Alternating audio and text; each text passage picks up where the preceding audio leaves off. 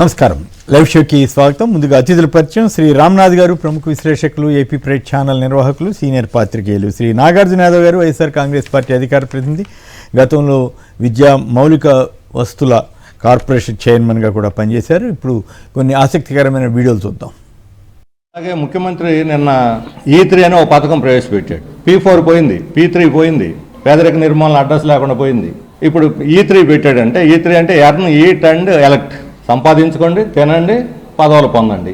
ప్రజలను గాలికి వదిలేసి ఇప్పుడు కార్యకర్తలను సంతృప్తిపరిచే పనిలో చంద్రబాబు నాయుడు గారు పడ్డారు. ఎక్కడి నుంచి ఎక్కడికి వచ్చారో దీన్ని బట్టి అర్థమవుతుంది. అది కూడా తెలుగుదేశం కార్యకర్తలకు రావు. కొద్దిమందికే కార్యకర్తల పేరుతో పైన కొద్దిమంది మేసేస్తారు, కార్యకర్తలని గాలికి వదిలేస్తారు. జనాన్ని మోసం చేయడం అయిపోయింది. ఇక జనం తెలుగుదేశం కార్యకర్తలు మోసం చేయడం ప్రారంభించారు.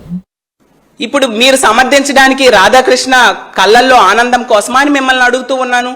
ఇంకా లోకేష్ గారు అయితే అంటూ ఉన్నారు, కౌన్సిల్లో నేను చాలాసార్లు చూశాను, లోకేష్ గారు మాట్లాడితే మా అమ్మ మమ్మల్ని చాలా సభ్యతతో పెంచారు, మహిళల కోసం చాలా గౌరవం ఎలా ఇవ్వాలి అనేది చాలాసార్లు నేర్పించారు అని చెప్తే నిజమేమో అనుకున్నాం. మరి మహిళల గురించి ఎంత నీచంగా ఏబిఎన్ రాధాకృష్ణ మాట్లాడితే మీరెందుకు ఖండించలేదు? ఇదేనా మీ అమ్మగారు మీకు నేర్పించిన సంస్కారము, సభ్యత అని నేను అడుగుతూ ఉన్నాను.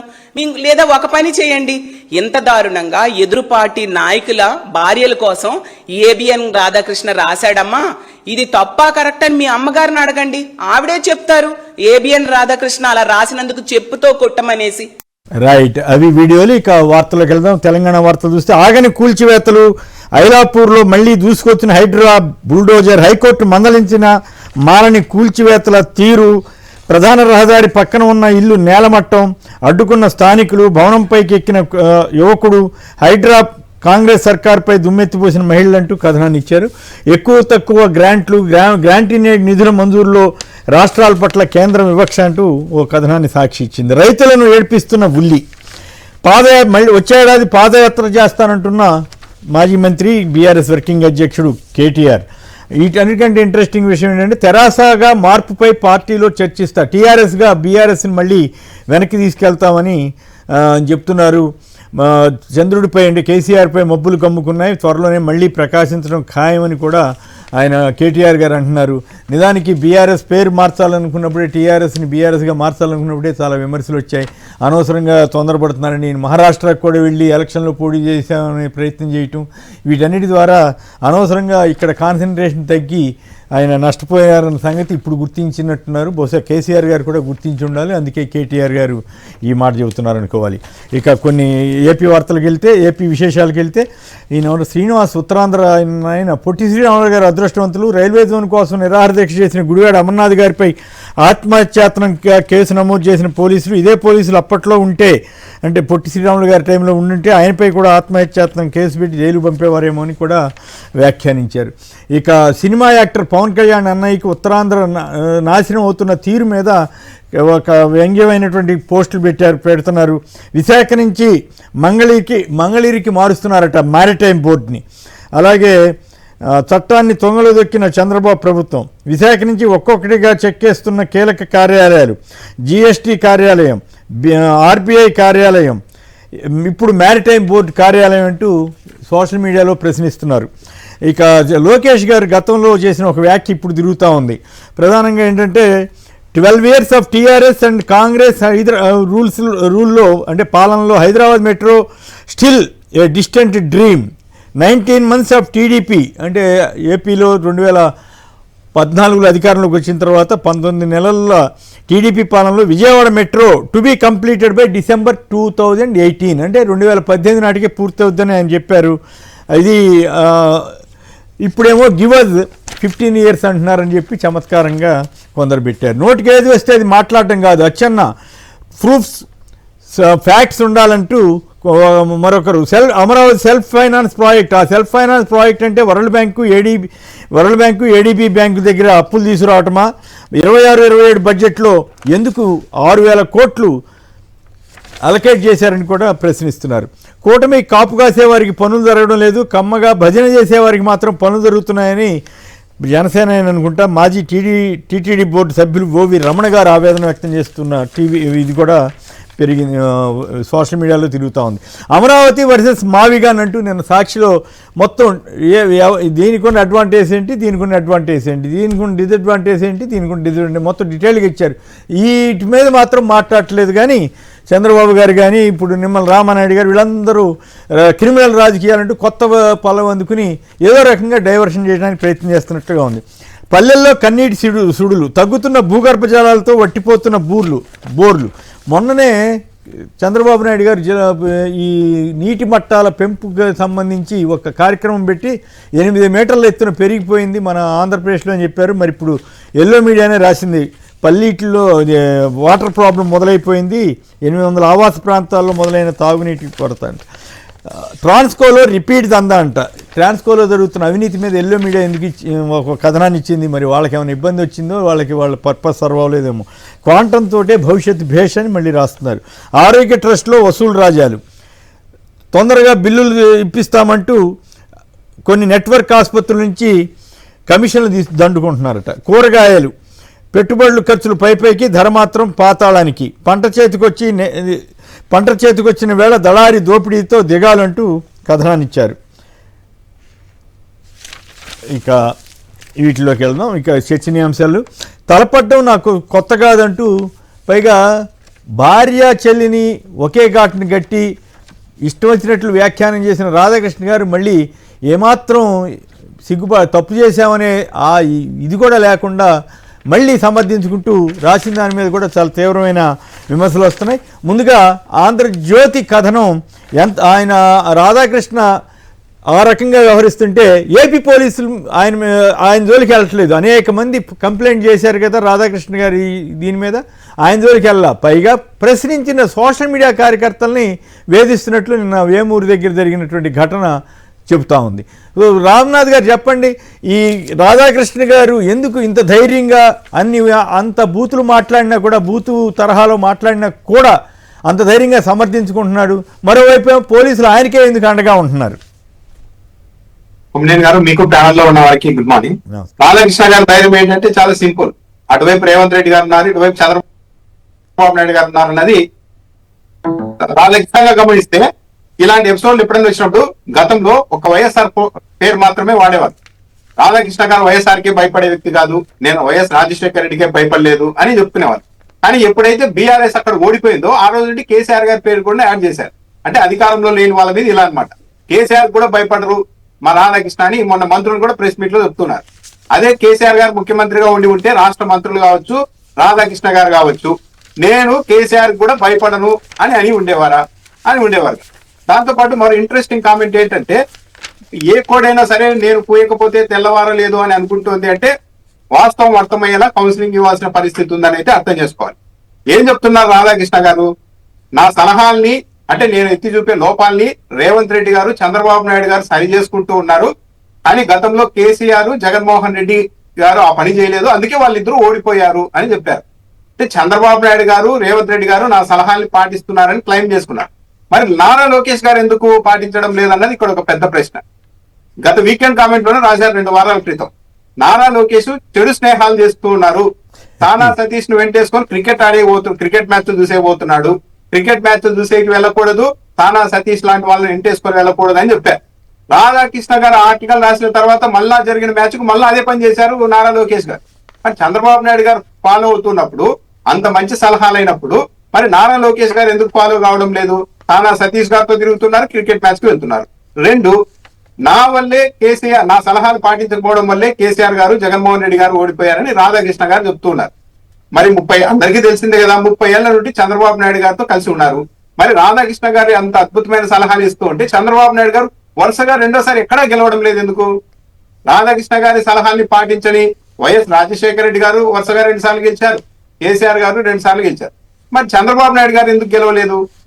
అంటే మొత్తం నేనే సరే, అవన్నీ ఒక ఎత్తు అనుకోండి. ఇప్పుడు నా ప్రశ్న ఏమంటే, పోలీసులు ఆయనకి దన్నుగా గాయటం ఒక ఎత్తు అయితే, దొంగల్లా ఇంట్లో దూరి వైసీపీ దళిత నాయకుడి కిడ్నాప్ పోలీసులు ప్రయత్నం చేయటం ఏంటండి? ఇదేమి దుర్మార్గం? నేను ఆర్టికల్ లో కూడా రాసుకున్నారు, మా ఆఫీస్ ముందుకు వచ్చిన వాళ్ళకి పోలీసులు మంచి గుణపాఠం చెప్పారు, కేసులు పెట్టారు. అంటే ప్రభుత్వాలు అలా పనిచేస్తున్నాయి, పోలీసులు కాదు, ప్రభుత్వం పైనుంచి ఆదేశాలు ఉండడం వల్ల పూర్తిగా రాధాకృష్ణ గారికి అనుకూలంగానే ఈ ఎపిసోడ్ లో పోలీసులు అటు ఇటు రెండు రాష్ట్రాలు కూడా వ్యవహరిస్తూ ఉన్నారు. At the same time YCP కార్యకర్తల నాయకుల మీద ఇష్టానుసారం వెళ్తున్నారు. నిన్న ఎంతవరకు వెళ్ళిపోయింది ఏపీలో పోలీసింగ్ అనేది? ఒకప్పుడు అద్భుతమైన పోలీసింగ్ గా గుర్తింపు పొందిన ఏపీలో నిన్న కడప జిల్లాలో ఒక వ్యక్తి గొడవ జరిగితే గంజాయి బ్యాచ్ వచ్చి నన్ను చంపేయబోతున్నారని పోలీస్ స్టేషన్కి వెళ్తే అక్కడ నుండి మీరు హాస్పిటల్కి వెళ్ళండి పంపించారు. హాస్పిటల్లోనికి దూరి మరి గంజాయి బ్యాచ్ ఒక వ్యక్తిని పొడిచి చంపేశారు. అంటే ఏమనాలి దీన్ని అంటే టీడీపీ మద్దతుదారులు గంజాయి బ్యాచ్ వచ్చి ఒక హాస్పిటల్లో పొడిచి చంపేశారని చెప్తున్నారు. అంటే ఈ స్థాయికి పోలీసుని తీసుకెళ్లారు. పైగా తల్లి చెల్లి ఒకటే అన్నట్టుగా రాధాకృష్ణ గారు చెప్తున్నారు. దానికి ఏంటి ఉపమానాలు, వీరేశలింగం పంతులు గారు, గిరీశం గారు, వీళ్ళందరినీ ఏదో క్యారెక్టర్లని తెస్తున్నాడు.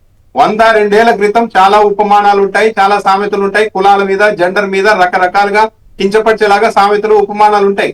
కానీ వాటిని ఇప్పుడు ఈ పరిస్థితుల్లో అప్లై చేయకూడదు అన్న విషయం రాధాకృష్ణ గారికి తెలియదా? అప్లై చేసేసి గురిజారు గారు అలా అన్నారు, గిరీశం ఇలా అన్నారు, ఇవన్నీ చెప్తున్నారంటే ఏంటి? సమర్థించుకోవడం. ఎంతవరకు అంటే వెంకయ్య నాయుడు గారు నేను ఊహించలేదు, కనీసం ఆయన కామ్గా ఉంటారనుకున్నాను.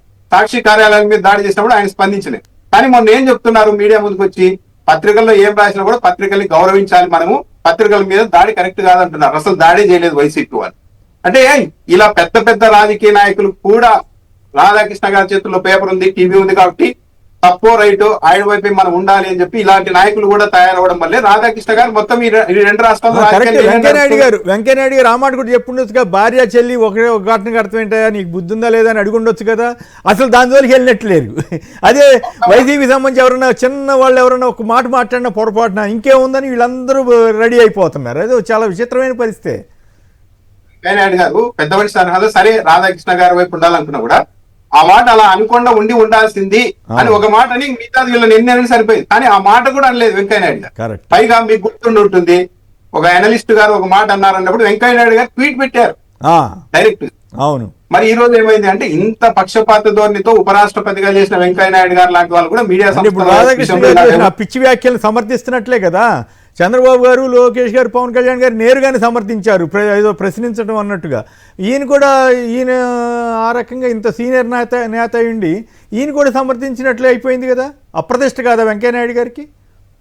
క్యాబినెట్ లో చర్చించారు కొమ్మినేని గారు, క్యాబినెట్ లో చర్చించారు, మంత్రులు ప్రెస్ మీట్ పెట్టి మనం రాధాకృష్ణ గారిని ఎలా డిఫెండ్ చేయాలి, ఎక్కడ జగన్మోహన్ రెడ్డి వార్నింగ్ ఇచ్చిన తర్వాత దాని ఇంపాక్ట్ ఉంటుందో ఏమో అని చెప్పి రాధాకృష్ణ గారు ఆయనకు భయపడలేదు, ఈయనకు భయపడలేదు, భయపడే వ్యక్తి కాదని వీళ్ళు రెచ్చగొడుతున్నారు. ఇంకా 3 ఏళ్ల టైం ఉంది, సరే అధికారం ఉంది కాబట్టి ఏమైనా రాసుకోవచ్చు. ఇప్పుడు రాధాకృష్ణ గారి చేతుల్లోనే 2 ఆప్షన్లు ఉన్నాయి. సరే జరిగిపోయింది, సాధారణంగా ఉండడమా లేకుంటే ప్రతిసారి నేను ఎవరికి భయపడలేదు, జగన్మోహన్ రెడ్డి కూడా భయపడనని పదే గిల్లుకొని దీన్ని ఇంకా పెద్ద చేసుకోవడం అన్నది రాధాకృష్ణ గారి చేతుల్లోనే ఉంది. ఇప్పుడు ఏంటంటే వైసీపీ వాళ్ళ మగతనాన్ని ప్రశ్నించారు, వైసీపీ నాయకుల భార్యల్ని కించపరిచారు. ఇంత దూరం వెళ్ళి చాలా తప్పు చేశారు రాధాకృష్ణ గారు. సింపుల్ గా అదేదో పొరపాటు అయ్యింది, మేము మరుసటి రోజు పత్రికలో రాకుండా సరి చేసుకున్నామని ఒక మాట అని ఉంటే సరిపోయింది. కానీ ఎక్కడో అహం అడ్డొస్తున్నట్టుగా ఉంది, దీన్ని ఇంకా పెద్ద చేసుకుంటున్నా. అంటే ఇద్దరు ముఖ్యమంత్రులు నా చేతిలో ఉండగా కూడా నేను ఎందుకు క్షమాపణ చెప్పాలనే అహంకారం అనుకోవాలి మీరు అన్నట్లు. రైట్. మనోహర్ నాయుడు గారు ప్రొద్దుటూరు నుంచి సంక్షిప్తంగా మాట్లాడండి. నమస్కారం. దయచేసి గారు, ఇప్పుడు రాధాకృష్ణ గురించి అతనికి సెంటిమెంట్ లేదనే దానికి ఎన్ని ఉదాహరణలు ఉన్నాయి. వీణా వాడే అని ఇద్దరు తలకాయలు అతుక్కొని పోయినటువంటి. ఏమి లేదు, కాదు మీరేం మాట్లాడుతున్నారు అర్థం కాలే. ఏం లేదు, అతనికి సెంటిమెంట్స్ అనేవి ఉండవు. Sentiments okay. అది ఎందుకంటే ఉదాహరణ ఒకటే, చిన్న ఉదాహరణ. హలో, మాట్లాడండి. మీరు మళ్ళీ అభ్యంతరకరమైన ఉపమానాలు మీరు చేయమాకండి దయచేసి. లేదు, అది వీణా వాడే అని వాళ్ళకి ఇద్దరు తలకాయలు చుక్కొని పుట్టారు కదా ట్విన్స్ అమ్మాయిలు, వాళ్ళ పేరు చెప్పి డబ్బులు వసూలు చేసినాడు. వీణావాణి ఇష్యూనా? ఓకే. డబ్బులు వసూలు చేసి వాళ్ళు ఎక్కడారు ఏదేదని ఇంతవరకు కనీసం ఏబిఎన్ లో గాని ఆంధ్రజ్యోతిలో గాని ఇంతవరకు ఇది ప్రశ్నించలే. ఆ డబ్బు ఏం చేసినాడు, వాళ్ళు ఎట్లున్నారు అనేది అతనికి కొంచెమన్నా ఉచిత జ్ఞానం గాని మానవత్వం గాని అతనికి ఏమన్నా ఉండాలా? రైట్. ఓకే అండి, ధన్యవాదాలు మనోహర్ నాయుడు గారు. ఇక నాగార్జున గారు చెప్పండి, మీరు కూడా సంక్షిప్తంగా ఆంధ్రజ్యోతి ఆయనకి సమాధానం ఇస్తారా? సార్, ముందుగా ప్యానెల్లో ఉన్న పెద్దలకి, సాక్షి టీవీ ప్రేక్షకులకి ముందుగా నమస్కారాలు తెలియజేస్తున్నానండి. సార్, రాధాకృష్ణ గారు ఈ రాష్ట్రంలో, ఆంధ్రప్రదేశ్ రాష్ట్రంలో, అదే ఉభయ తెలుగు రాష్ట్రాల్లో విడుదలైన తర్వాత ప్రధానంగా 2 సమస్యలు ఉన్నాయి. ఏంటంటే ఒక కులపత్రిక, ఒక గులపత్రిక ఉందండి ఈ రాష్ట్రంలో. ఈ రెండిటికి ఉన్నటువంటి ఏకైక లక్ష్యం ఏంటంటే చంద్రబాబు నాయుడు గారిని ఎప్పుడు కూడా లేపాలనేటువంటిది వారి ఉద్దేశం. దాంతోపాటు జగన్మోహన్ రెడ్డి గారి పైన విష ప్రచారం చేయాలనేది వారి యొక్క లక్ష్యం. ఈ లక్ష్యంలో భాగంగానే రాధాకృష్ణ గారు మొన్న ఏదో వ్యాఖ్యలు చేశారు. వ్యాఖ్యలు చేసిన తర్వాత ఆంధ్రప్రదేశే కాదు, ఉమ్మడి తెలుగు రాష్ట్రాల్లో అందరూ కూడా దుమ్మెత్తి పోసారు. దుమ్మెత్తి పోసిన తర్వాత మళ్ళీ దాన్ని సమర్థించుకోవడానికి మళ్ళీ ఏదో చెప్పాడు, నేను తలుచుకుంటే అవి బయట పెడతా, ఇటు బయట పెడతా, మీ ఫ్యాక్షనిస్టులు మీరు ఇదేదో చెప్తున్నారు.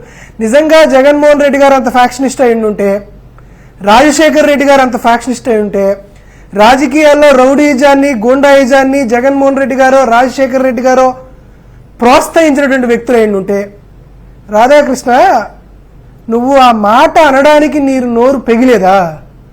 జగన్మోహన్ రెడ్డి గారు మంచితనం, రాజశేఖర రెడ్డి గారు మంచితనం, వారందరూ మా చేతులు కట్టేసి ఉండడం, నీలాంటి వాళ్ళు కూడా, నీలాంటి అమాంబాపుతులు కూడా, అనామకులు కూడా మా గురించి, మా ఇంట్లో వారి గురించి, మా ఇంట్లో ఉన్నటువంటి ఆడవాళ్ళ గురించి కూడా మాట్లాడుతుంటే మేము జగన్మోహన్ రెడ్డి గారి మాటిని నోరు మూసుకొని మీ మాటలకి సమాధానం చెప్పాల్సి వస్తుంది. సరే, ఆ రోజు చెప్తున్నాను, ఈ రోజు చెప్తున్నాను, వెరీ క్లియర్. మీరే యుద్ధం మొదలు పెట్టారు రాధాకృష్ణ. మీరు వారికి భయపడలేదు, వీరికి భయపడలేదు అన్నారు కదా. ఇదే మాటలు చంద్రబాబు నాయుడు గారు కూడా 2019లో మాట్లాడాడు. జగన్మోహన్ రెడ్డి గారిని ఉద్దేశించి, మీ నాన్న రాజశేఖర్ రెడ్డి 39 కేసులు పెట్టాడు, నన్ను ఏం చేశాడు, ఏం పీకాడో అని అన్నాడు చంద్రబాబు నాయుడు గారు.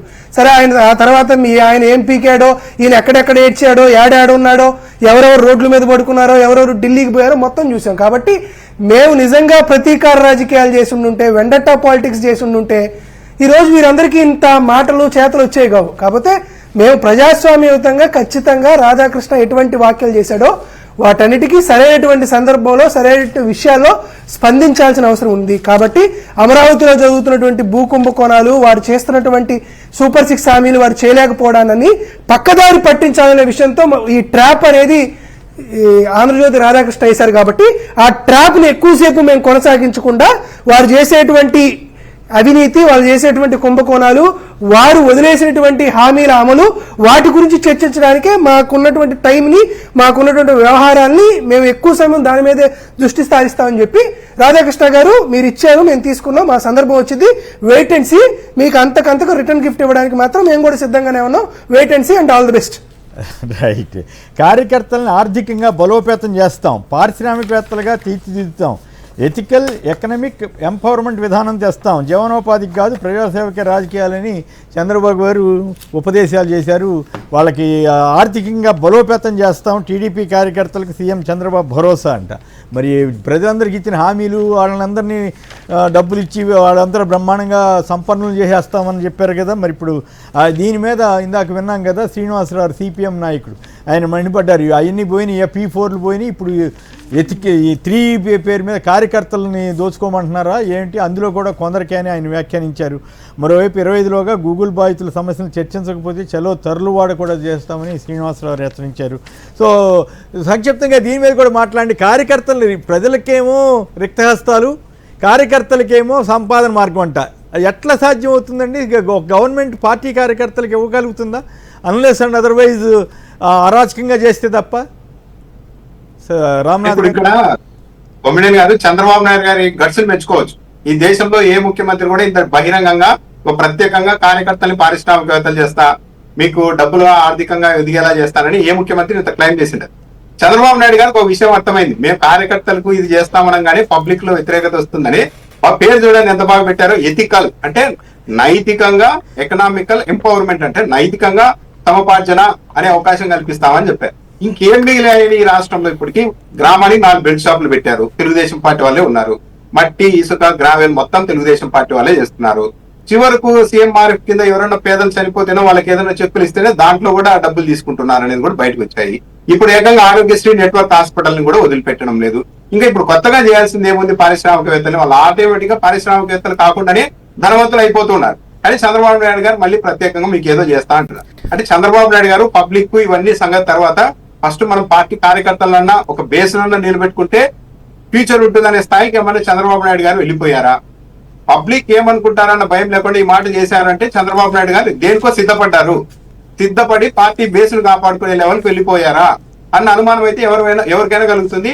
ఇది పూర్తిగా అనైతికం. ముఖ్యమంత్రి చంద్రబాబు నాయుడు గారు అందరినీ మీకు సమాన దృష్టితో చూస్తానని చెప్పాలి, కానీ పార్టీ కార్యకర్తలకి అదొక E3 అని ఒక పేరు పెట్టి మరి ఇంకేమన్నా చంద్రబాబు నాయుడు గారు ఎక్కడికి వెళ్తున్నారు, ఈ రాష్ట్రాన్ని ఎక్కడికి తీసుకెళ్తున్నారో కూడా అర్థం కావడం లేదు. ఇదైతే పబ్లిక్ లోనికి వెళ్తే మాత్రం తెలుగుదేశం పార్టీకి పెద్ద ఎత్తున డ్యామేజ్ ఉంటుంది. ఇప్పటికే గ్రామాల్లో దేన్ని వదిలిపెట్టడం లేదు తెలుగుదేశం పార్టీ కార్యకర్తలు, నాయకులు అన్నది ఉంది. ఇప్పుడు ఏకంగా ముఖ్యమంత్రి గారు ప్రత్యేకంగా ఒక స్కీమును ప్రకటించడం ద్వారా చెడపేరు తెచ్చుకుంటారు. పారిశ్రామికవేత్తలను తయారు చేయడం అనేది ప్రభుత్వం ఇచ్చే రాయితీలు అనేది చాలా పరిమితంగా ఉంటాయి. ఇక తెలుగుదేశం పార్టీ కార్యకర్తలు పారిశ్రామికవేత్తలు చేస్తామన్న తర్వాత ఇప్పుడు అలాంటి కాన్సెప్ట్ తో ఏదైనా ఒక ప్రోగ్రామ్ ను ప్రభుత్వం డిజైన్ చేస్తే ఇక సామాన్యులకి అర్హులకి ఎక్కడ అందుతాయి? తెలుగుదేశం పార్టీ కార్యకర్తలకి అవన్నీ అవకాశాలు వెళ్ళిపోతాయి. చంద్రబాబు నాయుడు గారు సూటిగా అదే చెప్తున్నారు, మిమ్మల్నే చేస్తామని. సో ఇదైతే చాలా దారుణమైన విషయం. చంద్రబాబు నాయుడు గారు ఈ స్థాయికి వెళ్తారని ఎవరు ఊహించరు. బెల్ షాపులు పెట్టడం, ఇసుక ఇవన్నీ కూడా ఎతికెళ్ళి ఏమంటారు నైతికంగా కరెక్ట్ అని చెప్పదలిచారేమో ఇండైరెక్ట్ గా. రైట్. అది చంద్రబాబు నాయుడు గారు అది జీవనోపాధి కేంద్రాలు అన్నారు కదా కొమ్మినేని గారు. బెల్ షాప్ జీవనోపాధి కేంద్రాలుగా చూడాలన్నారు. అంత స్థాయికి వెళ్ళిపోయిన తర్వాత ఇంకెక్కడ చెప్పండి ఇది? పబ్లిక్ చెప్పడంలో మాత్రం ఎవరు రాసిస్తారో కానీ ఆయనకే వస్తుందో కానీ తమాషాగా ఉంటాయి. మరి ప్రజలకు ఇచ్చిన హామీల గురించి మాత్రం చెప్పరు మళ్ళీ అట్లా. రైట్. నాగార్జున గారు సంక్షిప్తంగా దాని మీద మీరు కూడా కామెంట్ చేస్తారా లేదా మెయిన్ ఐటమ్కి వెళ్ళిపోదాం. రైట్. రాజధాని ప్రాంతంలో భూసేకరణకు ప్రకటనలు. 22 గ్రామాల పరిధిలో 216 ఎకరాలు తీసుకుంటున్నారట. బలవంతపు భూసేకరణ అనమాట. మొదట్లో ఏం చెప్పారు, అసలు భూసేకరణలో బలవంతంగా ఉండదన్నారు. ఇప్పుడు 22 గ్రామాల పరిధిలో 216 ఎకరాలు తీసుకుంటున్నారట. మరి వాళ్ళకి ఏ స్థాయిలో ఇస్తారు డబ్బు? 10 కోట్లు పలుకుతోందని చంద్రబాబు గారే నిన్న మాట్లాడారు మొన్న, సెల్ఫ్ ఫైనాన్స్ ప్రాజెక్ట్ అని. మరి ఇప్పుడు అదే ప్రకారం ఇస్తారా? ఇంకోటి, అమరావతి నిర్మాణంపై జగన్ విష ప్రచారం అని నారాయణ గారిపై హెడ్డింగ్ ఆయన చెప్పారని హెడ్డింగ్ పెట్టారు ఈనాడు వాళ్ళు. కానీ లోపలికి వెళ్తే అసలు విషయం ఒకటి ఉంది. అమరావతి ఐకానిక్ టవర్స్కి చదరపడుక్కి 15,000 నుంచి 16,000 వరకు ఖర్చు అవుతుందని ఆయనే చెప్పారు. విచిత్రం ఏంటంటే జగన్ గారే ఇంకా దాన్ని తగ్గించి 11 నుంచి 14,000 అవుతుంది, ఇదేమి అన్యాయం అని అంటే ఆయన ఇంకా ఎక్కువే అవుద్ది మీకు తెలియదేమని చెబుతున్నారు నారాయణ గారు. అయితే మళ్ళీ విషప్రచారం ఎట్లా అవుద్ది? ఈనాడు వాళ్ళు హెడ్డింగ్ పెట్టుకోవచ్చు బాగుందని చెప్పి. అమరావతి భూములపై బాబు కాకి లెక్కలు అంటూ ఆయన సజ్జల రామకృష్ణారెడ్డి గారు చెప్పారు. మౌలిక సదుపాయాలకే 2 లక్షల కోట్లు అన్నావు కదా, వడ్డీకే ఏటా 15,000 కోట్ల నుంచి 20,000 కోట్లు అవుతుంది కదా. మరి వాటన్నిటి గురించి చెప్పకుండా సెల్ఫ్ ఫైనాన్స్ ప్రాజెక్టు 50,000 కోట్లు ఆల్రెడీ వచ్చేసినట్లే 5,000 ఎకరాలు అమ్మితే అని చెబుతున్నారని అంటున్నారు. మరోవైపు ఆయన హెరిటేజ్ వారి ప్లాంట్ తెలంగాణలో పెట్టారంట. అమరావతిలో మరి భూమి కూడా తీసుకున్నారు, మరి అక్కడ ఎందుకు పెట్టలేదు? మరోవైపు ఇది పుచ్చుకో అది ఇచ్చుకో అని రాజధాని పనుల్లో క్విట్ ప్రోకో అంట. అంటే ఆయన ఎవరు భీమా కంపెనీ వారికి ఇక్కడ ప్రాజెక్ట్ కడితే, ఇక్కడ ఫ్యాక్టరీ ప్లాంట్ కడితే అక్కడ సబ్ కాంట్రాక్ట్లు ఇచ్చారనేటువంటిది ఒక ఆరోపణ. దీని మీద వార్త వచ్చింది, దాన్ని ఏమి ఖండించినట్లు లేరు. సో నాగార్జున గారి ముందు మీరే మాట్లాడండి. ఈ పరిణామాలు ఇవన్నీ కూడా అమరావతి రాజధాని నిర్మాణ వ్యయం ఏకంగా 15,000 అని నారాయణ గారే ఒప్పుకున్నట్లుగా రాసుకున్నారు. ఇంకోవైపు ఏమో ఈ బీమాకి ఇచ్చినటువంటి క్విట్ ప్రో కిందకు వస్తుందా రాదా? భూసేకరణకి 10 కోట్ల రూపాయలు వాల్యూ కడుతున్నామని చెప్పారు చంద్రబాబు గారు. ఏది అక్కడ అమరావతి భూములకు సంబంధించి. మరి ఇప్పుడు భూసేకరణలో రైతులకి 3 రెట్లు ఎక్కువ ఇస్తారా 2013 చట్టం ప్రకారం? సో వీటన్నిటిని కలుపుకుంటూ మీరు మాట్లాడండి దయచేసి. ఒకటిసారి ప్రధానమైన అంశం, ఆంధ్రప్రదేశ్ రాష్ట్రంలో రాజధాని నిర్మాణానికి భూ సమీకరణ పూర్తయిపోయింది. భూసేకరణ ఒక 216 ఎకరాలు 22 గ్రామాల్లో తీసుకుంటామని చంద్రబాబు నాయుడు గారు ఆంధ్రప్రదేశ్ రాష్ట్ర ప్రభుత్వం చెప్పింది. కొమ్మినేని శ్రీనివాసరావు గారు ఈరోజు ఆంధ్రప్రదేశ్ రాష్ట్ర ముఖ్యమంత్రిగా చంద్రబాబు నాయుడు గారికి ఒక బృహత్తరమైనటువంటి అవకాశం దక్కింది. అమరావతి సెల్ఫ్ ఫైనాన్స్ ప్రాజెక్టే అని భారతదేశంలో ఉండేటువంటి వారితో అందరిని నమ్మించేటట్లు వైఎస్ఆర్ కాంగ్రెస్ పార్టీని కూడా నమ్మించాలి అని ఆయన కానీ భావిస్తే నిజంగా 216 ఎకరాలకి మీరు చెప్తున్నారు కదా, ఏం చెప్తున్నారు? ఎకరం 3 కోట్లు అని చెప్తున్నారు, ఎకరం 10 కోట్లు అని చెప్తున్నారు. సరే మీరు 3 కోట్లు కొన్నారు, అది వేరే లెక్క. ఈ 216 కోట్లకి భూసేకరణ చట్టం ప్రకారం 3 టైమ్స్ అంటే 30 కోట్ల రూపాయలు 216 ఎకరాలకి మీరు పర్ ఎకరా 30 కోట్ల ప్రకారం 6,489 కోట్ల రూపాయలు కానీ మీరు చెల్లిస్తే నిజానికి నిజమే మీరు చెప్తున్నట్లు అది సెల్ఫ్ ఫైనాన్స్ ప్రాజెక్టే. ఎందుకంటే ప్రభుత్వం కూడా 10 కోట్ల రూపాయల ప్రాథమిక ధరగా గుర్తించింది కాబట్టి మనం ఇచ్చినటువంటి రైతులందరికీ కూడా ధైర్యం వస్తుంది. మరి మీ అవకాశాన్ని మీరు సద్వినియోగం చేసుకోండి. ఎందుకు మీరు అవకాశాన్ని సద్వినియోగం చేసుకోలేరు? మీ మనసులో మీరు చెబుతుంది తప్పని మేము ఎందుకు చెప్తున్నామంటే, చంద్రబాబు నాయుడు గారు ఒక 5 ఎకరాల్లో విలాసవంతమైనటువంటి ఒక చిన్న పూరి గుడిసె కట్టుకుంటున్నాడండి. ఆయన దృష్టిలో 5 ఎకరాల్లో 18 కోట్ల 15 లక్షల రూపాయలు కొని ఒక 5 ఎకరాల్లో కొన్నాడు. అంటే ఆయన గజం 7,500 రూపాయలకు కొన్నాడు. 7,500 రూపాయలకి ఒక గజం కొంటే పర్ ఎకరా 4,840 గజాలు కాబట్టి ఆయన 3,63 లక్షలకి ఒక ఎకరం కొన్నాడు. అంటే మీరు చెబుతున్నటువంటి లెక్కకి మీరేమో 10 కోట్లు అని చెప్తున్నారు, మీరు మాత్రం కొనింది 3,63 లక్షలకే కొన్నారు. వాస్తవంగా రేటు లెక్క చూసుకుంటే అక్కడ సుమారుగా 2,80 లక్షలు ఎంత మాత్రమే ఉన్నాడు ఎకరా ధర. కానీ మీరు 10 కోట్ల రూపాయలని చెప్తున్నారు. దాంతోపాటు మీరు ఒకటి చెప్తాను చూడండి సార్, మనల్ని ఎంత చండాలంగా నారాయణ చంద్రబాబు నాయుడు గారు మోసం చేస్తున్నాడంటే, ఆంధ్రప్రదేశ్ రాష్ట్రంలో తీసుకున్నటువంటి 54 ఎకరాల్లో నిర్మాణాలన్నీ పూర్తయిన తర్వాత ఈ రాష్ట్ర ప్రభుత్వానికి 9,965 ఎకరాలు మాత్రమే మిగులుతాయి.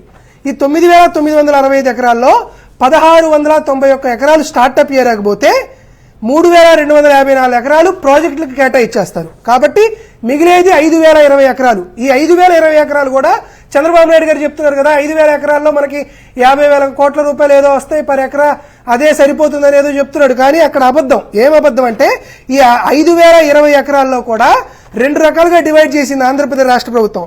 ఒకటి 3,709 ఎకరాలు రాజధాని పూర్తిగా నిర్మాణం అయిన తర్వాత, అంటే 2 లక్షల కోట్ల రూపాయలు పెట్టుబడి పెట్టిన తర్వాత 18 ఏళ్ల తర్వాత, అంటే 2 లక్షల కోట్ల రూపాయలు పెట్టుబడులు పెట్టి రాష్ట్ర రాజధాని నిర్మాణం పూర్తయిన తర్వాత, పూర్తయిన సంవత్సరం నుండి 18 ఏళ్ల తర్వాత దీని అమ్మకాలు మొదలు పెడితే ఈ 3,709 ఎకరాల్ని మనం అమ్ముకోవచ్చు అని చెప్పారు. ఎప్పుడు రాజధాని పూర్తయింది, ఎప్పుడు ఆయన అమ్ముతాడు? నాగార్జున చాలా ఇంట్రెస్టింగ్ విషయం చెప్పారు. అంటే 18 ఏళ్ల తర్వాత అమ్ముతామని దాంట్లో ఉందా? నాకు అవగాహన లేదు. Okay, good. 18 ఏళ్ల తర్వాత అమ్ముతామనేది ప్రభుత్వం యొక్క మాస్టర్ ప్లాన్ లో ఉంది. దాన్ని విశదీకరిస్తూ ఇదే విషయాన్ని రామోజీరావు వాళ్ళ అబ్బాయి కిరణ్, అప్పుడు రామోజీరావు గారు బతికే ఉన్నారనుకుంటా, ఆయన కూడా ఈనాడు పేపర్లో రాశాడు. ఆ ఈనాడు పేపర్ కూడా అమరావతి అంతం జగన్ పంతం అని ఆ హెడ్డింగ్, అది కూడా పంపించమంటే తమకు పంపిస్తా.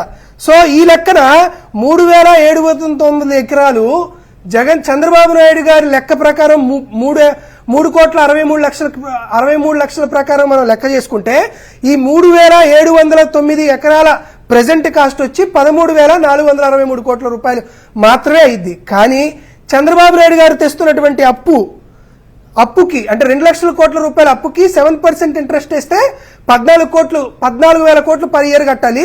8% ఇంట్రెస్ట్ కడితే 16,000 కోట్ల రూపాయలు కట్టాలి. 10% ఇంట్రెస్ట్ కట్టాలంటే 20,000 కోట్ల రూపాయలు ఇంట్రెస్ట్ కట్టాలి. చంద్రబాబు నాయుడు గారు 2 లక్షల కోట్ల రూపాయలకి అడ్రస్ చేయడానికి ఈ రోజుకి అమరావతి కేంద్రంగా తెచ్చినటువంటి నిర్మాణానికి పిలిచినటువంటి టెండర్లు 50,552 కోట్లు. ఈ రోజు టెండర్లు పిలిచింది 50,522 కోట్ల రూపాయలు. కానీ ఇప్పుడు మనకు 3,709 ఎకరాల యొక్క వాల్యూ 13,463 కోట్లే. ఇది చారానా కోడికి ఆటానా మసాలా అన్నట్టు దీని పరిస్థితి ఎట్లుంటుంది. కాబట్టి ఇది నీకు రియల్ టైంలో ఇది వర్కౌట్ అయ్యేటువంటి కాన్సెప్ట్ కాదు. కాబట్టి ప్లాన్ ఏ కింద మనం 3 క్యాపిటల్స్ అనే కాన్సెప్ట్ తీసుకొచ్చాం. విశాఖపట్నం, అమరావతి, కర్నూలు. ఆ ప్లాన్ ఏ ప్రకట్ల ఏదో దాని తర్వాత ప్రజల నుంచి సరైనటువంటి స్పందన రాకపోవడం, ఎన్నికల ఫలితాలు రావడం, దాని తర్వాత మనం ప్లాన్ బి కింద మావిగని చెప్పాం. మా ఉద్దేశం అంతా అమరావతిలో ఉన్నటువంటి ప్రాంత ప్రజలకో అక్కడ ఉన్నటువంటి రైతులకు వ్యతిరేకం కాదు. ఈ కాన్సెప్టే తప్పు. ఇది ఫైనాన్షియల్ ఫీజిబిలిటీ ఇందులో లేదు. కాబట్టి మచిలీపట్నం, విజయవాడ, గుంటూరు రాష్ట్రానికి మధ్యలో ఉంది. మీరు చెప్పినట్లే ఉంది. ఇక్కడ దీంట్లో ఆ 20,000 కోట్ల రూపాయలు కానీ మనం ఎక్కడొకక్కడ ఇన్వెస్ట్ చేయగలిగితే విశాఖపట్నంలో మనం చేయాలదలుచుకున్నట్టు మనకి ఇది గ్రోత్ ఇంజిన్ అయింది, అమరావతి మనకు గుదిబండ అయింది అని చెప్పాం. కాబట్టి తర్వాత వచ్చేటువంటి అంశాల్లో ఈ 50,552 కోట్ల రూపాయల కాంట్రాక్ట్ ఎవరెవరికి ఇచ్చారు ఏంటి దాని వల్ల జరుగుతున్నటువంటి అంశాలు ఏంటో కూడా విశదీకరిస్తాను. తర్వాత వచ్చేటువంటి అవకాశంలో దాని గురించి మాట్లాడతాను. చెప్పండి పర్వాలేదు. అయిన తర్వాత రామ్నాథ్ గారు చెప్పండి. Okay sir. సార్ ఈ రోజు ఏమంటున్నారంటే సార్, జగన్మోహన్ రెడ్డి గారు ముఖ్యంగా చాలా మంది అంటున్నారు జగన్మోహన్ రెడ్డి గారు అమరావతికి కులముద్ర పెట్టాడు. ఆవిడెవడో రేణుకా చౌదరి గారు ఎవరో ఆమె కూడా చెప్పరాక అమరావతి అది ఇది అన్నారు. సార్ నేను ఈ రోజు చెప్తున్నా, మాకు కమ్మాస్లో మా పార్టీకి కూడా తహసీల్ రఘురామ లాంటి మంచి సీనియర్ లీడరు జగన్మోహన్ రెడ్డి గారు కష్టపడే వాళ్ళు ఉన్నారు. దేవినేని అవినాష్ గారు ఉన్నారు, బొల్లా బ్రహ్మనాయుడు గారు లాంటి వాళ్ళు ఉన్నారు. వ్యక్తిగతంగా మాకు విద్యాబుద్ధులు నేర్పించిన వాళ్ళు ఉన్నారు, మీలాంటి పెద్దలు ఉన్నారు. ఈ రాష్ట్రంలో చాలా మంది స్వతంత్ర సమరయోధులు కూడా కమ్మాస్ ఉన్నారు సార్. మేము ఎవరూ వారికి వ్యతిరేకం కాదు. కానీ మేము చంద్రబాబు నాయుడు గారికి వంత పాడుతూ తావేదారులుగా ప్రవర్తిస్తున్నటువంటి కొంతమంది కాంట్రాక్టర్లు వారు కమ్మవారికి చెందిన వాళ్ళు కాబట్టి వారినంటే మొత్తం కులాన్నో లేకపోతే మొత్తానికి ప్రాంతాన్నో అన్వయించుకోవడం మంచి పద్ధతి కాదు. ఎందుకు ఇది ముందుగా చెప్తున్నానంటే తర్వాత చెప్పేది ఎట్లానో కట్ చేసి మా మీద విష ప్రచారం చేస్తారు కాబట్టి అది వేరే విషయం. సార్ ఈ రోజు ఆంధ్రప్రదేశ్ రాష్ట్ర ప్రతిపాదిత రాజధానిలో 77 వర్కులు జరుగుతున్నాయి సార్. ఈ 77 వర్కుల్ని ఏపీసీఆర్డీఏ 32 వర్కులు చేస్తుంది. బిల్డింగ్ అండ్ హౌసింగ్ కి సంబంధించి ఏడీసీ అమరావతి డెవలప్మెంట్ కార్పొరేషన్ ద్వారా రోడ్స్ అండ్ ఫ్లడ్స్ కి 45 వర్కులు జరుగుతున్నాయి సార్. అంటే మొత్తం 77 వర్కులు జరుగుతున్నాయి. ఈ 77 వర్కులకు గాను 50,552 కోట్ల రూపాయలు విలువ చేసేటువంటి ఈ 77 వర్కుల్లో సూపర్ 6 కుంభకోణం జరుగుతుంది సార్. ఏంది ఈ సూపర్ 6 కుంభకోణం అంటే 6 కంపెనీలకు మాత్రమే 96.1% వర్కులు అలాట్మెంట్ జరిగింది సార్. కేవలం 6 కంపెనీలకే. అంటే 48,580 కోట్ల రూపాయల వర్కులు కేవలం 6 కంపెనీలకు మాత్రమే జరిగాయి. ఈ 6 కంపెనీల్లో 2 కంపెనీలు ఎల్ఎన్టీ అంటే షాపూర్జీ పల్లంజీ ఈ రెండింటి కలిపి 9 వర్కులు జరిగాయి. ఈ 2 కంపెనీల నుంచే చంద్రబాబు నాయుడు గారికి సుమారుగా 2019 మధ్య కాలంలో 145 కోట్ల రూపాయలు కాంట్రాక్టుల కింద సబ్లీజెస్ కింద ఆయనకి 145 కోట్ల రూపాయలు అవినీతి డబ్బు వచ్చిందని అప్పుడు ఐటీ ఇన్కమ్ ట్యాక్స్ డిపార్ట్మెంట్ వాళ్ళు చంద్రబాబు నాయుడు గారికి ఇచ్చినటువంటి ఉత్తర్వుల కాపీ. ఈ రోజు నేను అడుగుతున్నాను sir, L&T and Shapoor Pallonji original sir, ఇవి original Chandrababu Naidu garu plot number 1310 road number 65 Jubilee Hills. అదే sir DIN number order number 29/9/2022 PAN number card దాకా మొత్తం ఇస్తున్నాను సార్. దాంట్లో క్లియర్. ఈ 2 సంస్థలకు ఇచ్చిన దాంట్లో తప్ప అవునా కదా అడుగుతాను. దాంతో పాటు ఇంకా చెప్తాను సార్, మిగతా 4 సంస్థలు అంతర్జాతీయ సంస్థని ఆంధ్రప్రదేశ్ రాష్ట్రంలో చంద్రబాబు నాయుడు గారి సొంత సామాజిక వర్గ కాంట్రాక్టర్లను నిర్మిస్తారు సార్. సింగపూర్ లేదు, మలేషియా లేదు, జపాన్ లేదు, జర్మనీ లేదు, ఓన్లీ అమీర్పేట, గుంటూరు. చెప్తాను చూడు. బిఎస్ఆర్ ఇన్ఫాటెక్ ఇండియన్ ప్రైవేట్ లిమిటెడ్ ఈయనకి 18 ప్యాకేజీలు ఇచ్చారు. ఎన్సీసీ లిమిటెడ్ ఈయనకి 15 ప్రాజెక్టులు ఇచ్చారు.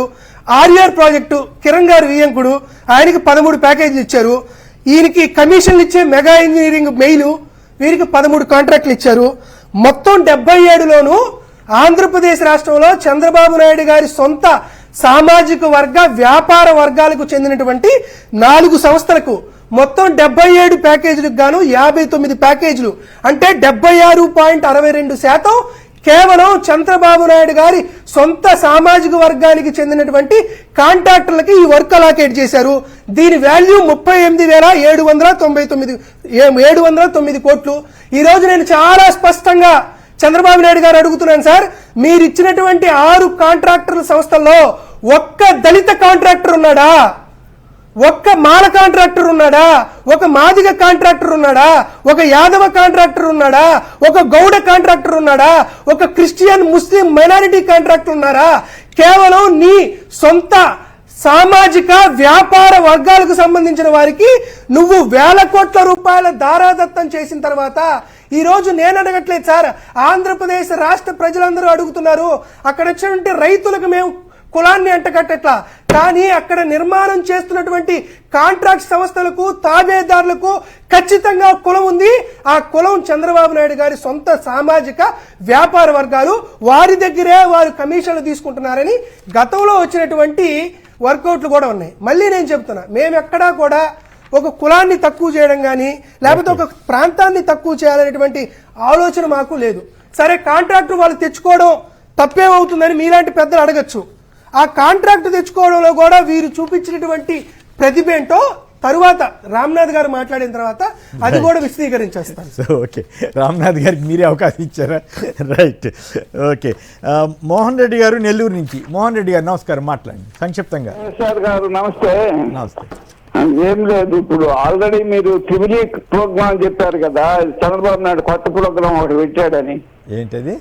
ట్రిబుల్ మూడీలు, ఎకనామిక్ త్రిబుల్ కార్యకర్తలకి కార్యకర్తలకు అది డే 1 నుంచి గవర్నమెంట్ వచ్చినప్పటి నుంచే పనిచేస్తున్నారు సార్. మరి ఇప్పుడు ఎందుకు అఫీషియల్ ఎందుకు అనౌన్స్ చేస్తున్నారు అట్లా?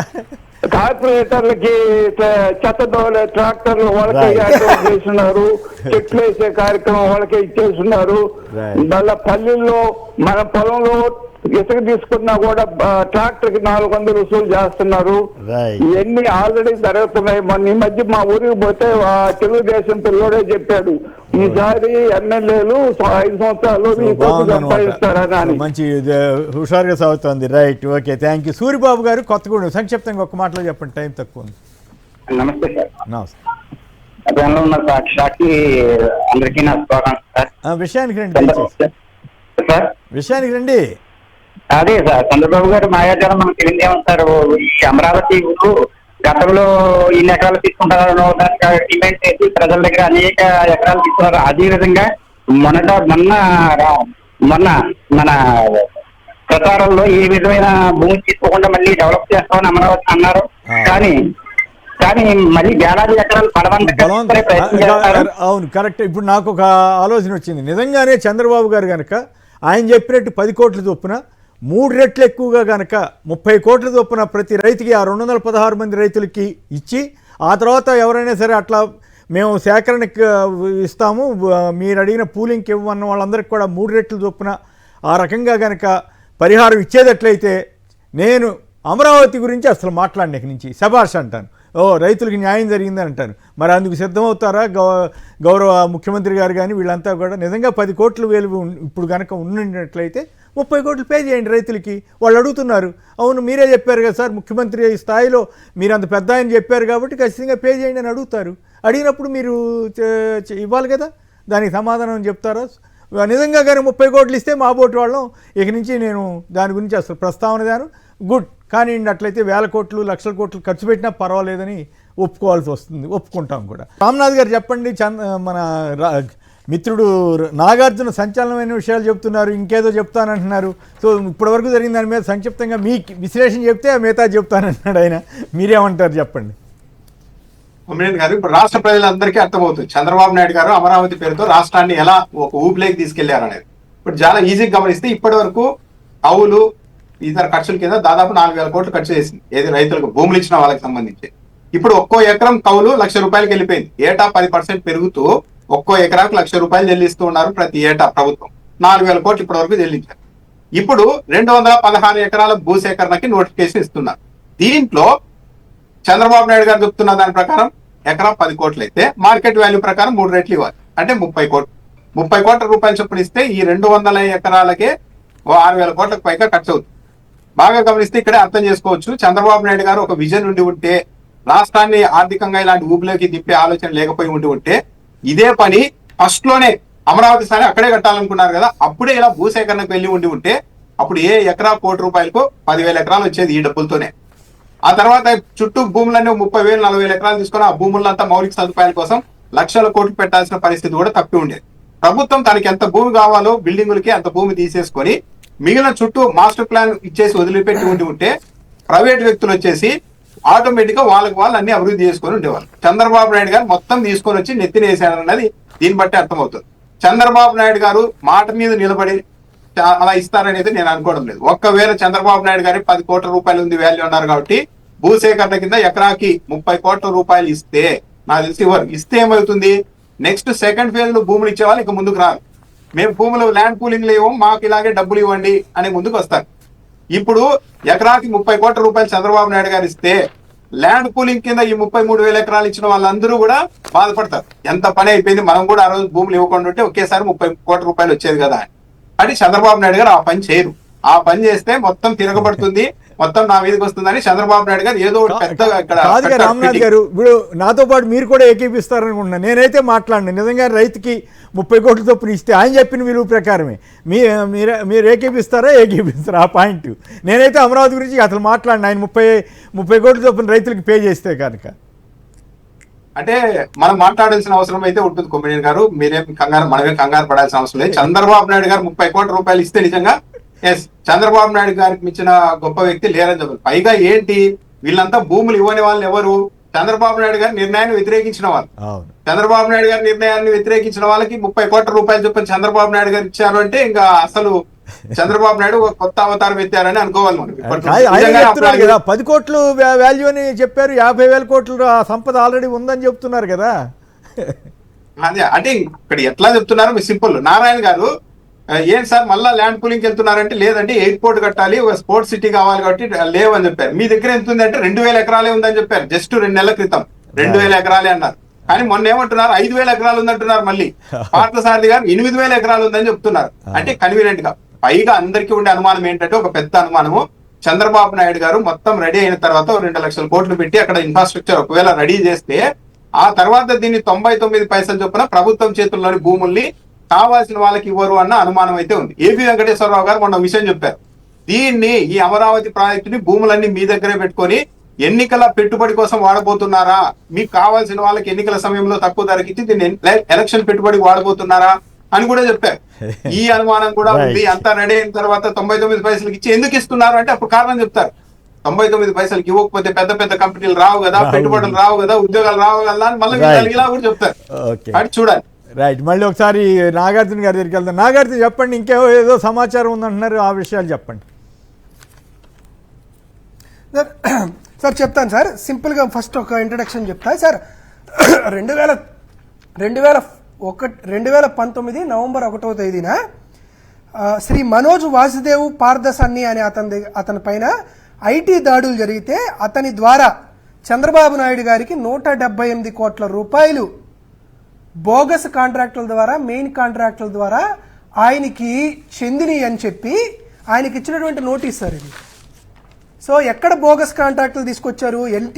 ఎల్ఎన్టీ నుంచి, షాపూర్ పల్లంజి నుంచి వచ్చినట్లు చంద్రబాబు నాయుడు గారికి అనైతికంగా వచ్చినటువంటి 118,98,13,207 రూపాయలకి లెక్కలు చెప్పమని ఐటీ వాళ్ళు ఇచ్చినటువంటి నోటీసు. దానికి సంబంధించి హిందుస్థాన్ టైమ్స్లో వచ్చినటువంటి ఈ పత్రికా కథనం, దానికి సంబంధించి ఎలా వచ్చిందనే దానికి రోడ్ మ్యాప్. సో ఈ ఎల్ఎన్టీకి, ఈ షాపూర్ పల్లంజీకి చంద్రబాబు నాయుడు గారు అప్పుడు 8,000 కోట్ల వర్క్ ఇచ్చాడు 2014-2019 మధ్యకాలంలో. ఇప్పుడు చంద్రబాబు నాయుడు గారు వచ్చిన తర్వాత ఏం గేమ్ ప్లాన్ వేశారో ఒకసారి చెప్తాను చూడండి సార్. ఒకటి, అమరావతిలో ఏదైనా నిర్మాణాలు జరగాలంటే కాంట్రాక్టర్ని ఎవరెవరిని ఎంపిక చేయాలో ఆంధ్రప్రదేశ్ రాష్ట్ర ప్రభుత్వం ఒక కమిటీ వేసింది సార్. 3 కమిటీలు వేసింది. జిఓ రొటీన్ నెంబర్ 138 MAUD 28/2/2025 ఫిబ్రవరి 28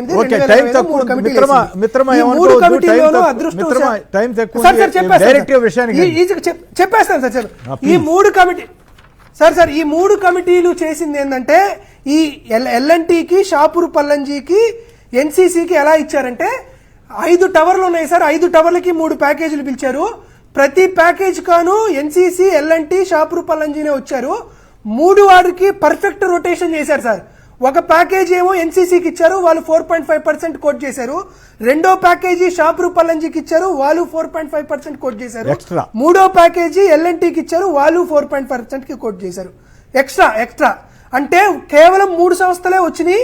3 సంస్థలే 3 ప్యాకేజీలకి టెండర్లు వేసినాయి. 3 సంస్థలకే 3,673 కోట్ల 43,98,269 రూపాయల 269 కాంట్రాక్టు కేవలం 3 సంస్థలకే ఇచ్చారు. ఈ 3 సంస్థలకే ఇస్తూ చంద్రబాబు నాయుడు గారు 2 జూన్ 2025 తేదీన దానిని రాటిఫై చేస్తూ చంద్రబాబు నాయుడు గారు చైర్మన్ ఏపీసీడీ హోదాలో పెట్టినటువంటి సంతకం ఇది. 2016 నుండి 2019 దాకా సీఎండీగా పనిచేసి రిటైర్ అయినటువంటి Shrimati D Lakshmi Parthasarathi IAS retire గారిని ఏడీసీ కార్పొరేషన్ కి చైర్పర్సన్ అండ్ మేనేజింగ్ డైరెక్టర్ గా చేసి అప్పటిదాకా ఉన్నటువంటి కన్నబాబు గారిని అర్ధాంతరంగా పంపించి కమిషనర్గా విజయరామరాజు గారిని తెచ్చుకొని పని పూర్తయిన తర్వాత వారు చేసినటువంటి అవినీతికి ఇది బ్రహ్మాండమైన సాక్ష్యం. ఒక రింగ్ మాస్టర్గా మారి కేవలం 3 సంస్థలకే గతంలో తనకి 175 కోట్ల రూపాయలు తనకి కమిషన్లు ఇచ్చినటువంటి సంస్థలకే తిరిగి కాంట్రాక్ట్ ఇస్తూ ఒక రింగ్ మాస్టర్గా మారి ఒక సిండికేట్గా మారి 3 సంస్థలకి పర్ఫెక్ట్ రొటేషన్ చేస్తూ కావాలనే ఎక్స్చెక్కర్ పైన 3,673 కోట్ల రూపాయల కాంట్రాక్టు ఈ 3 సంస్థలకి ఇచ్చాడు. తనకు కావాల్సిన వాళ్ళని ఏడీసీకి ఎండీగా అదేవిధంగా చైర్పర్సన్ గా పెట్టుకున్నారు. పని పూర్తయిన తర్వాత కన్నబాబు ఐఏఎస్ గారిని తీసేసి మళ్ళీ తనకు కావాల్సిన విజయరామరాజు గారి ఐఏఎస్ గారిని పెట్టుకున్నారు. అమరావతి అనేది పూర్తిగా ఆంధ్రప్రదేశ్ రాష్ట్రంలో జరుగుతున్నటువంటి అతి పెద్ద 2 లక్షల కోట్ల రూపాయల కుంభకోణం. ఇది నిరంతర కామధేనుగా ప్రవర్తించాలని చంద్రబాబు నాయుడు గారి ఉద్దేశం. కాబట్టి వైఎస్ఆర్ కాంగ్రెస్ పార్టీ అధికారంలోకి వచ్చిన తర్వాత చంద్రబాబు నాయుడు గారు ఎవరికి ఏ కాంట్రాక్టర్ కి ఎంత ఎక్కువ పెట్టారో ప్రతి రూపాయి కూడా కక్కిస్తాం, దాంట్లో డౌటే లేదు. కాబట్టి ముందుగా మీరు రైతులకు ఇవ్వండి. రైతులకు మీరు 6,000 కోట్ల రూపాయలు ఇవ్వలేమని మీరు చెప్తున్నారు కదా, ఎందుకు ఇవ్వరంటే ఆ రైతుల్లో ఎవరు చంద్రబాబు నాయుడు గారి సామాజిక వర్గానికి వ్యాపార వర్గానికి సంబంధించిన వాళ్ళు లేరు కాబట్టి 6,000 కోట్లు ఇవ్వడానికి భయపడుతున్నారు. ఎందుకు సార్? తమకు నచ్చిన వర్గాలకు నచ్చిన సామాజిక వర్గాలకు కాంట్రాక్టర్లకి 50,000 కోట్ల రూపాయల వర్కులు ఇచ్చినప్పుడు వేరే సామాజిక వర్గాలకు సంబంధించిన రైతులకి 6,000 కోట్ల రూపాయలు ఇవ్వడానికి చంద్రబాబు నాయుడు గారికి వచ్చినటువంటి నొప్పేంటి? కాబట్టి స్పష్టంగా చంద్రబాబు నాయుడు గారి సొంత ఎజెండాతోనే ఇటువంటి నిర్మాణాలు రాష్ట్ర ప్రజల కోసం కాదని స్పష్టం. ఫైనల్ గా ఒక మాట చెప్పండి, బీమాస్ కి సబ్ కాంట్రాక్ట్ మీద కూడా వార్తలు వచ్చాయి, దాని మీద ఎంతవరకు కరెక్ట్ అది? అవును సార్, నిజమే సార్. ఇప్పుడు జిఐడి టవర్స్ బిడ్డర్ ఎవరు వచ్చారు? 882 కోట్ల రూపాయలతో L1 వచ్చింది ఎన్సీసీ లిమిటెడ్. ఎన్సీసీ లిమిటెడ్ వచ్చినటువంటి ఈ కాంట్రాక్ట్ ని తనకి బీమా ఇన్ఫ్రాకి ఎలా వచ్చింది? బీమా infra heritage ice cream parlour ని అక్కడెక్కడో తెలంగాణలో కడితే దానికి క్విట్ ప్రోకో కింద నీకిది నాకిది ఉంది కాబట్టి ఎన్సీసీ దగ్గర మీరు ఎన్సీసీ కింద దానికి సబ్ లీజ్ కింద బీమా ఇన్ఫ్రాకి ఇచ్చారు. అసలు ఎన్సీసీకి ఆ జిఐడి టవర్స్ కట్టేటువంటి నైతికత లేకపోతే దానికి కావాల్సినటువంటి టెక్నికల్ శాంక్షన్, దానికి కావాల్సినటువంటి financial bid approval Chandrababu Naidu గారు పెట్టినటువంటి కమిటీ యాక్సెప్ట్ చేసిన తర్వాత 50% కూడా పూర్తవక ముందు, కేవలం 10% 12% పూర్తవక ముందు సబ్ కాంట్రాక్ట్ బీమా ఇన్ఫ్రాకి ఎందుకు వచ్చినాయి? ఈ రోజు మళ్ళీ మేము అడుగుతుంది ఏంటంటే ఈ 50,506 కోట్ల రూపాయల కాంట్రాక్టులు మీరు ఒక 6 సంస్థలకు అలొకేట్ చేశారు. ఈ 6 సంస్థల నుండి సబ్ కాంట్రాక్టర్ గా అన్అఫీషియల్ గా ఎవరెవరికి అలొకేట్ చేయాలో అమరావతికి సంబంధించినటువంటి విజయరామరాజు గారు కానీ సిఎండి లక్ష్మీ పార్వతి గారు కానీ ఆ సబ్ కాంట్రాక్టుల వివరాలు వైట్ పేపర్ రిలీజ్ చేస్తే ఇంకా మంచిది. లేని పక్షంలో సిఆర్డీఏ కమిషనర్ గారు పిలిస్తే మేము వస్తాం. సబ్ కాంట్రాక్టర్ వివరాలు ఏదో బాహ్య ప్రపంచానికి మీరు బహిరంగంగా చెప్పినా కూడా మాకు అభ్యంతరం ఉండదు. మీరు అనేక విషయాలు చెప్పడానికి సిద్ధంగా ఉన్నట్టున్నారు కానీ టైం లేదు. రైట్, రామ్నాథ్ గారు, నాగార్జున యాదవ్ గారు పలువురు మాట్లాడారు. అందరికి కూడా ధన్యవాదాలు. ఇది నేటి చర్చా కార్యక్రమం. నమస్కారం.